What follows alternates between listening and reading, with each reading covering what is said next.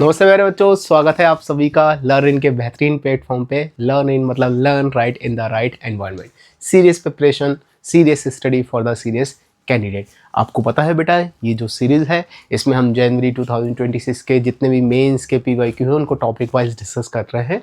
और आज की इस क्लास में हमारे पास जो PYQ होंगे वो होंगे चैप्टर केमिकल काइनेटिक्स के। जल्दी से चलिए इसको स्टार्ट करते हैं एक बार।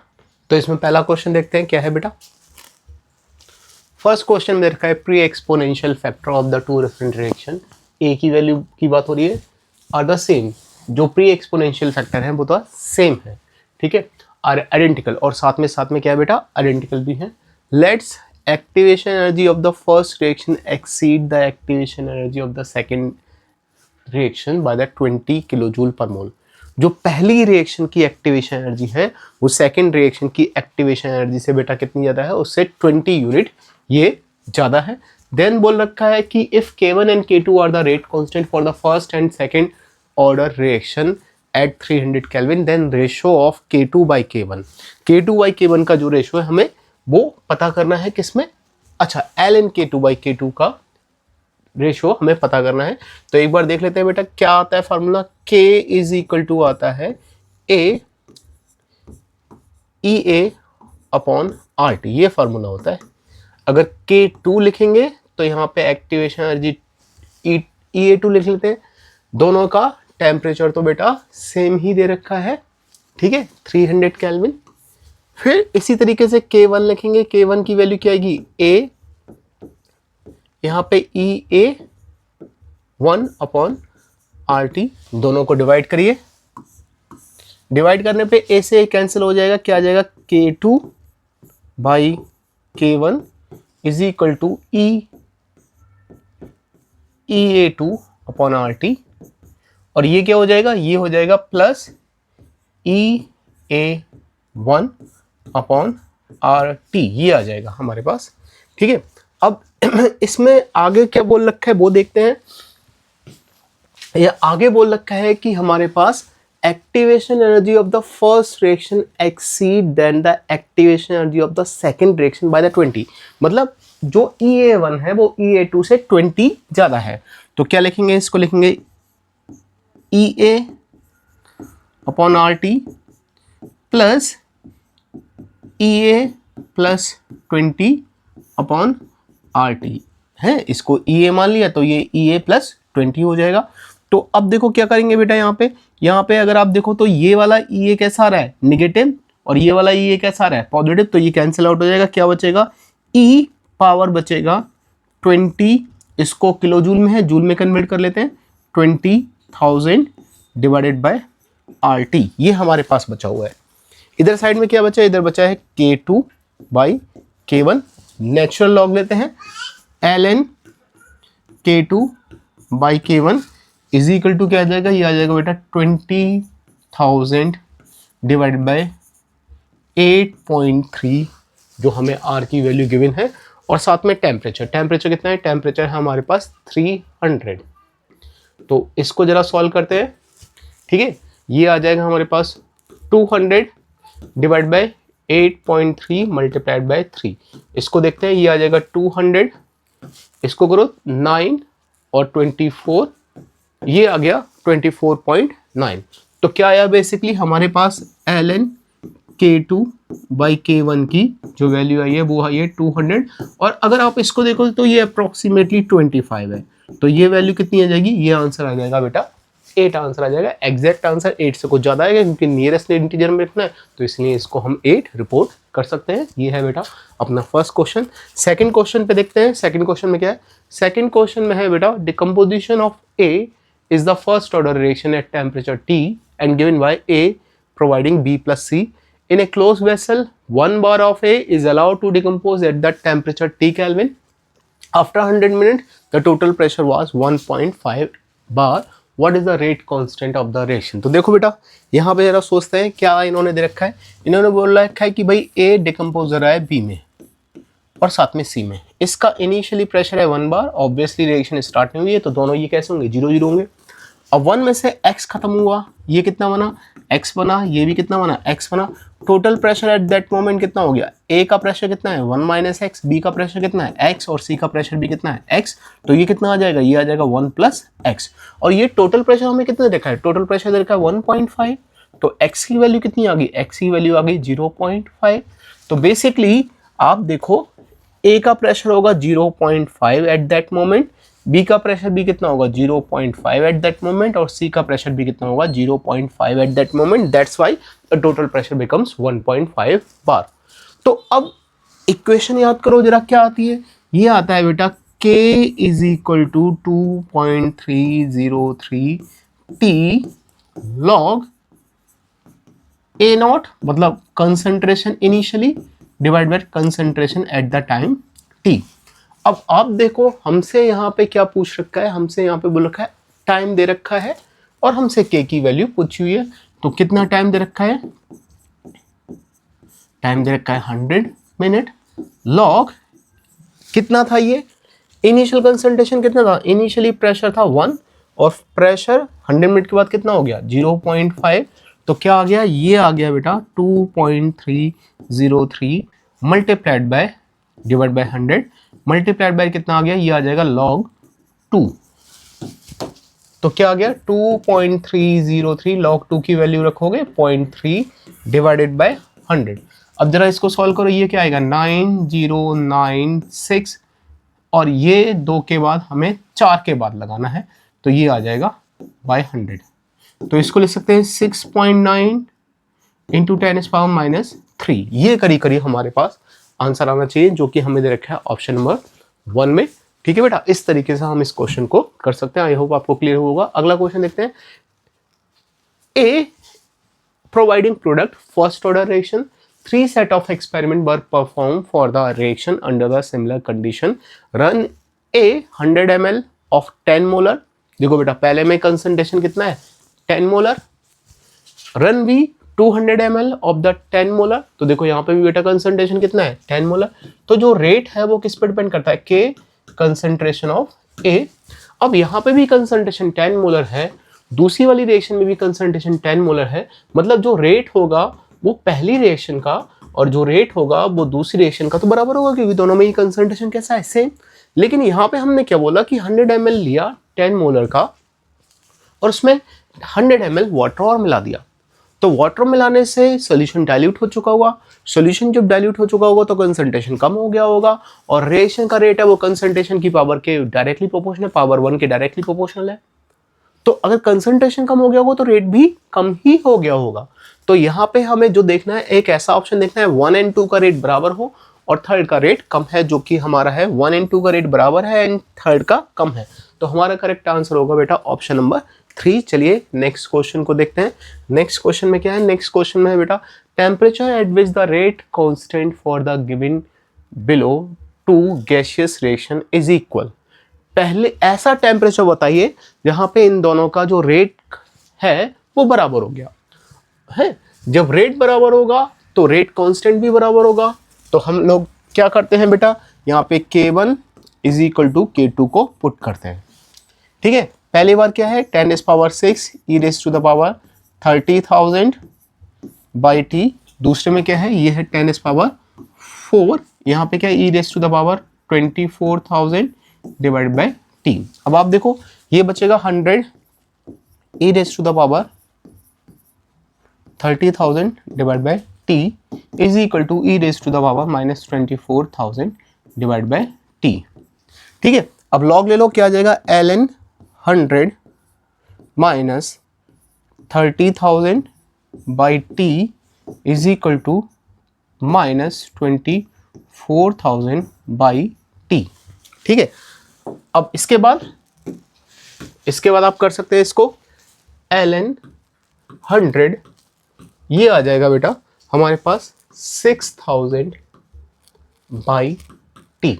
इसको ले सकते हैं 2.303 log 100 is equal to 6,000 T. ये हो जाएगा log 100 की वैल्यू कितनी होती है 2, तो और t को क्रॉस मल्टीप्लाई कर दो क्या आ जाएगा 6,000 डिवाइडेड बाय 2.303 और साथ में क्या आ जाएगा, और साथ में आ जाएगा 2। ठीक है, अब इसको अगर आप देखो तो ये हमारे पास कितना आ जाएगा 6000, बल्कि इसको कर लेते हैं सॉल्व, तो ये आ जाएगा 3000 डिवाइड बाय क्या आ जाएगा 2.303। और इसका हम अगर आंसर देखें बेटा, तो इसका आंसर सॉल्व करने पे हमारे पास कितना आ जाएगा, इसका आंसर आ जाएगा 1302 हमारा बेटा इसका आंसर आ जाता है। चलते हैं बेटा नेक्स्ट क्वेश्चन पे। नेक्स्ट क्वेश्चन में देखते हैं। नेक्स्ट क्वेश्चन में है हमारे पास correct statement regarding the Arrhenius equation for amongst the following are factor E raised to the power minus E upon RT corresponding to the fraction of molecule having the kinetic energy less than EA, less than EA। देखो बेटा यहाँ पे इस question में हमें, तो इसमें जो पहला ऑप्शन है बेटा वो देखते हैं गलत ही है, क्योंकि हमें पता है ये जो E raised to the power EA upon RT ये बताता है उन मॉलिक्यूल्स का फ्रैक्शन जिनकी एनर्जी थ्रेशोल्ड से ज्यादा हो। ठीक है, it represent the fraction of molecule those have cross the barrier of activation energy या फिर थ्रेशोल्ड एनर्जी, जिन्होंने थ्रेशोल्ड एनर्जी से ज्यादा एनर्जी अपनी गेन कर रखी है और जिन्होंने एक्टिवेशन एनर्जी का थ्रेशोल्ड बैरियर को क्रॉस कर रखा है। और यहां पे इन्होंने क्या बोल रखा था, लेस। ये वाला पॉइंट यहाँ पे गड़बड़ हो रहा है, तो पहला स्टेटमेंट फॉल्स है। दूसरा, at a given temperature lower the EA faster is the activation energy, बिल्कुल बात सही है। एक्टिवेशन एनर्जी जितनी कम होगी रिएक्शन उतनी फास्ट होगी। फिर increase in the temperature by the 10 degree centigrade double the rate of reaction, ये भी बेटा बिल्कुल सही बात है। टेम्परेचर कोफिशिएंट डिफाइन ही ऐसे ही है, for every 10 degree increase in the temperature rate of reaction increases by the 2 to 3 times. 10 degree centigrade temperature बढ़ाने से जो रिएक्शन का रेट था वो 2 से 3 गुना बढ़ जाता है, इसी को बोलते हैं टेम्परेचर कोफिशिएंट। फिर अगला दे रखा है इन्होंने कि plot of the log K versus 1/T give a straight line with the slope plus EA upon R। देखिए बेटा ये भी गलत हो रहा है। K इज इक्वल टू क्या होता है, AEA अपॉन RT।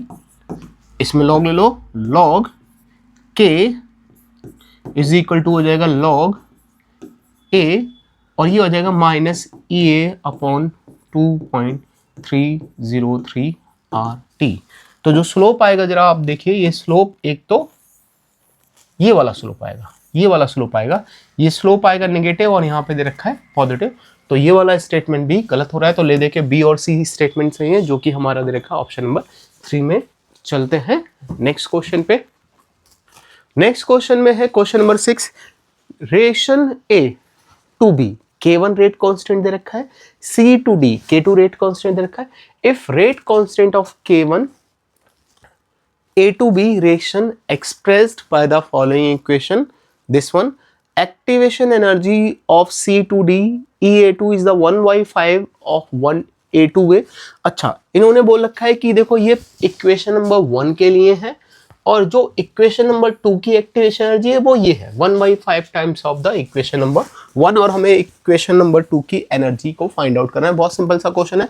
तो अभी हमने देखा था बेटा क्या आया था, log K is equal to log A minus EA upon 2.303 RT।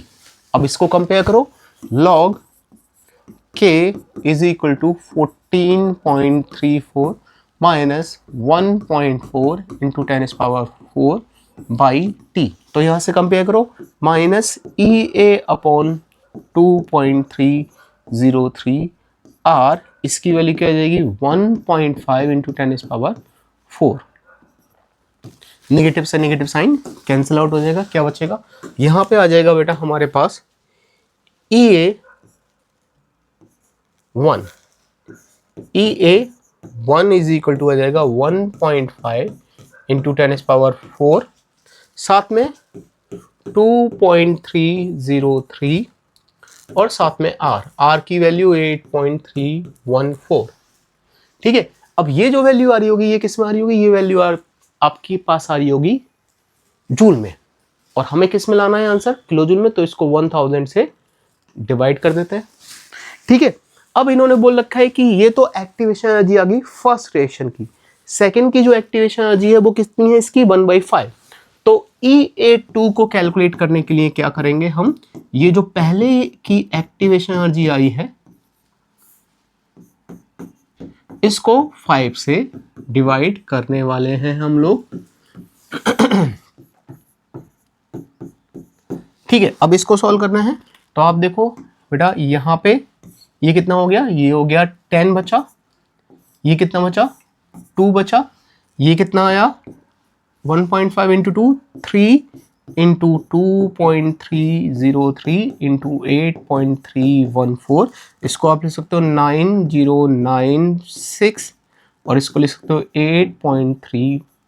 अब इसको 7 इंटू 8 54, ठीक है, ये अप्रोक्सीमेटली 7 है और ये 8 है 54। तो जब बेटा हम इसको सॉल्व करते हैं तो ये हमारा जो आंसर आता है ये 57 आ जाता है, जो कि बड़े आराम से आपका अब आ जाएगा। चलते हैं नेक्स्ट क्वेश्चन में। नेक्स्ट क्वेश्चन में देखिए, for the thermal decomposition of the reaction AB the following plot is constructed. अब देखो बेटा, ये ग्राफ देख के ही आपकी आंखें चमक जाएंगी। ये एक स्ट्रेट लाइन का ग्राफ आ रहा है विद द नेगेटिव स्लोप। अब बताओ ऐसी कौन सी इक्वेशन होती है, कौन सी रिएक्शन का ऐसा ही ग्राफ आता है। तो जरा जीरो ऑर्डर के लिए याद करो, जीरो ऑर्डर रिएक्शन के लिए क्या आता है, जीरो ऑर्डर रिएक्शन के लिए आता है A0 minus AT is equal to KT। ये हमारे पास देखिए इस तरीके की इक्वेशन हमारे पास आती है। ठीक है, अगर आप इसको और थोड़ा करना चाहो तो A0 minus KT is equal to AT, ये आ जाएगा, ये आ जाएगा y is equal to mx plus c की इक्वेशन। और यहीं पे हमें दे रखा है ये A0 दे रखा है और ये AT है, ये वाला पॉइंट A0 रिप्रेजेंट कर रहा है, बाकी ये concentration at the time T represent कर रहा है और टाइम का ग्राफ है।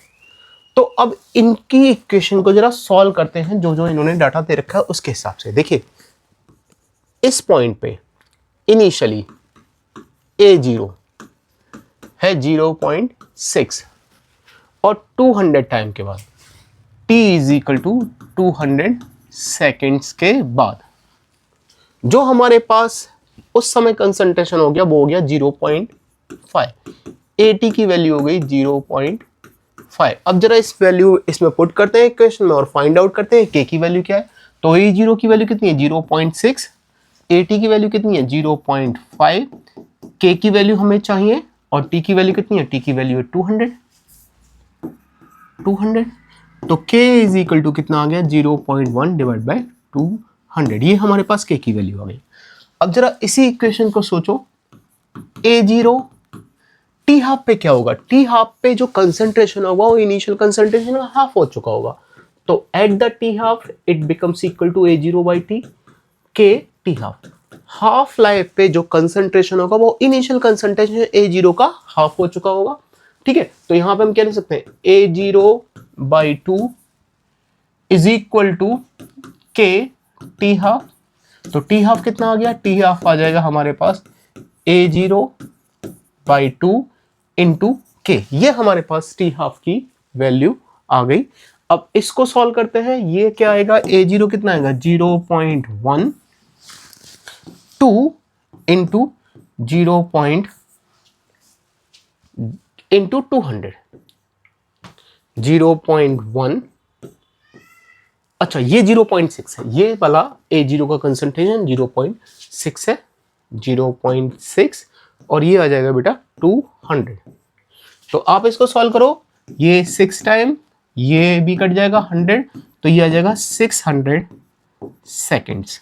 हमें आंसर चाहिए मिनट में, तो मिनट के लिए इसको कितना कर देंगे डिवाइड बाय 60 करेंगे, तो ये कितना आ जाएगा, ये आ जाएगा 10 minute and 10 minute is the correct answer for this question. Simple सा क्वेश्चन है। चलते हैं नेक्स्ट क्वेश्चन पे। नेक्स्ट क्वेश्चन में दे रखा है बेटा, for the reaction A is converting into NB, A से NB बन रहा है।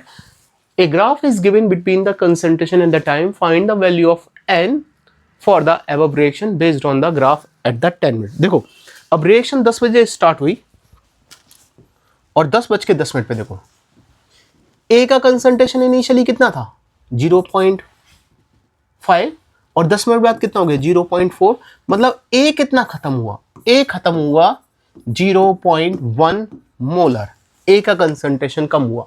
बी कितना था इनिशियली 0 और 10 मिनट के बाद कितना हो गया, कितना बन गया 0.3 बन गया।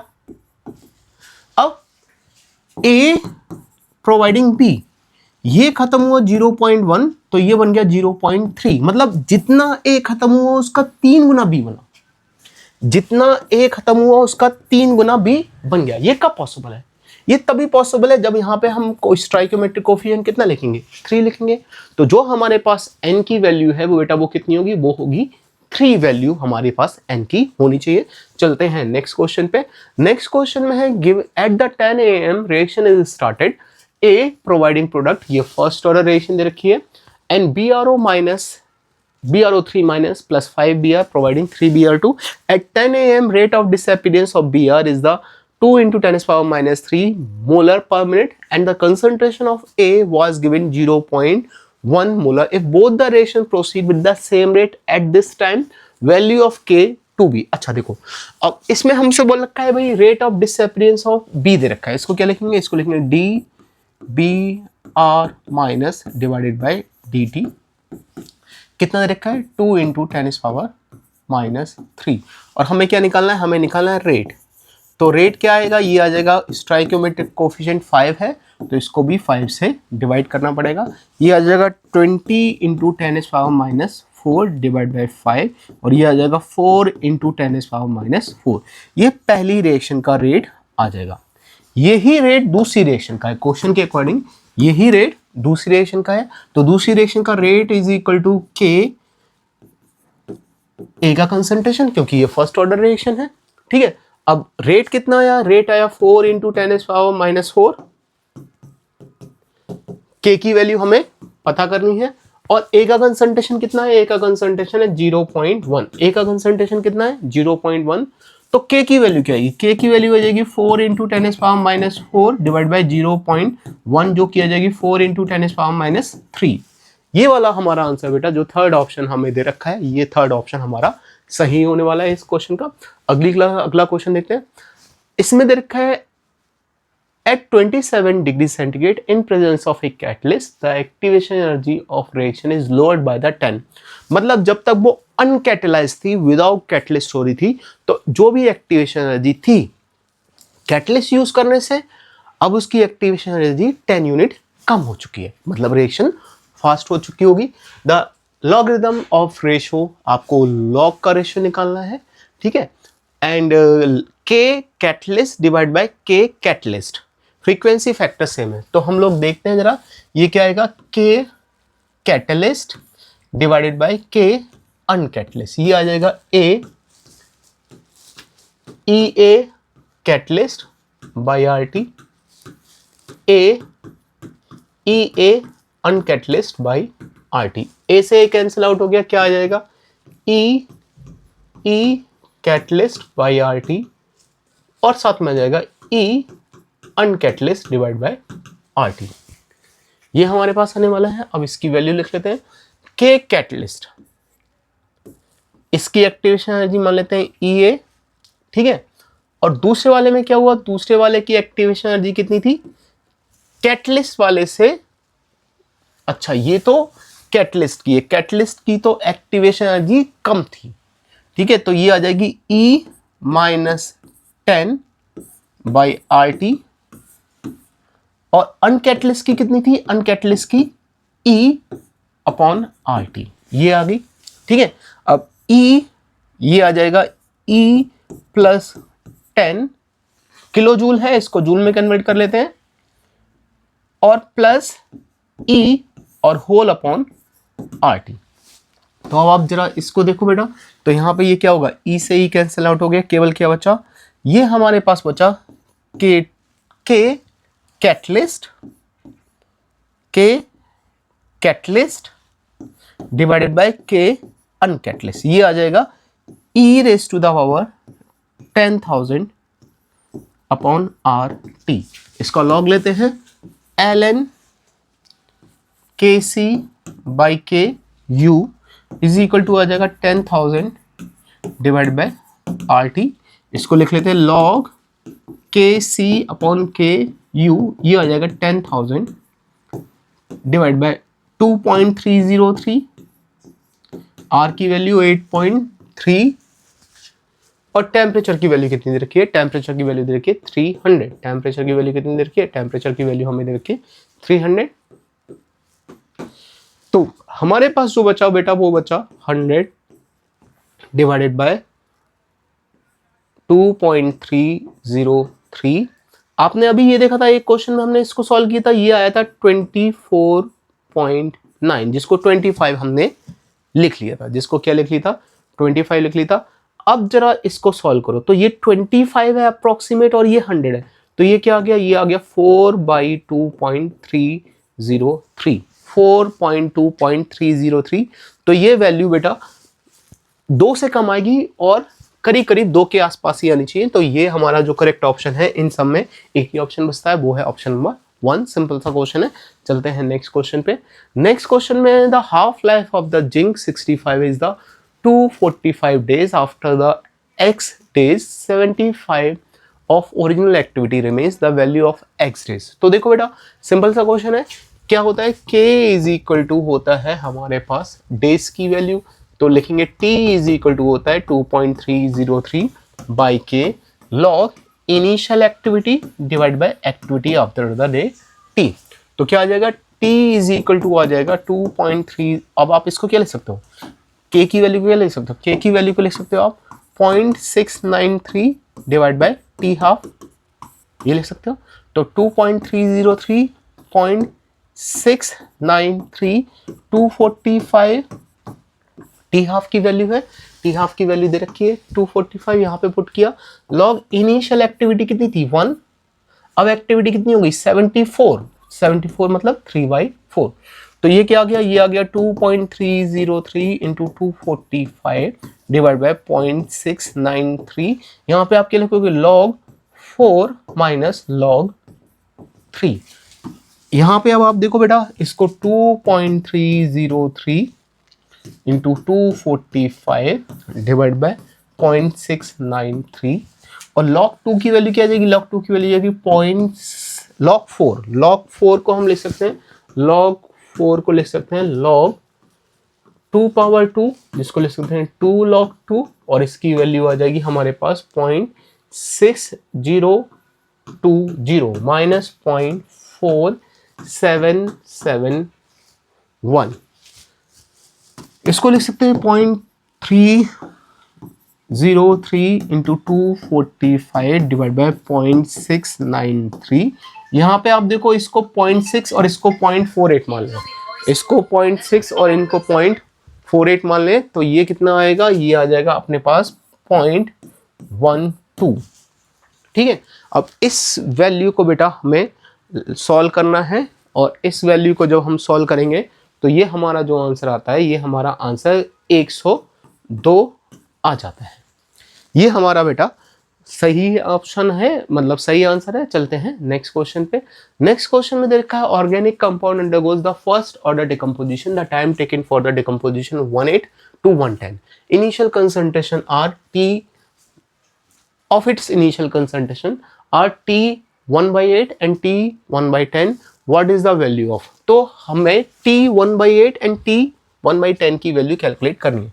तो लिख लेते हैं इसमें बेटा, क्या आ जाएगा? T1/8 ये हो जाएगा 2.303 बाई के लॉग कितना? इनिशियली कंसंट्रेशन 1 है, ठीक है, और अब कंसंट्रेशन कितना हो चुका है? 1/8। इसी तरीके से T1/10 की वैल्यू लिख लेते हैं। ये क्या है? 2.303 के है, लॉग 1 था, अब कितना हो गया? 1/10। अब आप इनको डिवाइड कर दीजिए, है, इन दोनों का रेशियो निकालना है। तो ये कैंसिल आउट हो गया, क्या बचेगा? ये बचेगा आपके पास log 8 बाई log 10। log 10 की वैल्यू 1 ही होती है, तो आपको बेसिकली log 8 की वैल्यू निकालनी है, ठीक है। तो log 8 को आप लिख सकते हो 2 पावर 3, ये आ जाएगा 3 log 2 ये आएगा 3 इंटू 0.3, वैल्यू आ जाएगी 0.9। लेकिन आपको उसको आंसर को 10 से भी मल्टीप्लाई करना है। जब 10 से मल्टीप्लाई करोगे तो आंसर आ जाएगा बेटा 9, जो कि हमें दे रखा है इन द ऑप्शन नंबर 2 में। तो हमारा ये सही आंसर हो गया। तो बेटा आज की इस क्लास के लिए हमारे पास इतने ही क्वेश्चन है केमिकल काइनेटिक्स के। आशा करता हूँ आपको अच्छे से समझ में आया होगा। कोई भी प्रॉब्लम है, कोई भी डाउट है तो आप हमारे को कांटेक्ट कर सकते हैं। आप डिस्क्रिप्शन में जाएंगे, वीडियो के डिस्क्रिप्शन में जाएंगे, वहाँ पे आपको इंस्टाग्राम, टेलीग्राम, फेसबुक, व्हाट्सअप, हमारी साइट, हमारी सारी इन्फॉर्मेशन आपको मिलेगी। आप जैसे चाहो वैसे हमसे कांटेक्ट करो और हमारी टीम का कोई ना कोई मेंबर आपकी कॉल को अटेंड जरूर करेगा और आपकी प्रॉब्लम को जरूर सॉल्व करेगा। उम्मीद करते हैं बेटा आप ऐसे ही हमारे साथ बने रहेंगे। आप मिलते हैं अगली क्लास में। For this time thank you and goodbye प्यारे बच्चों।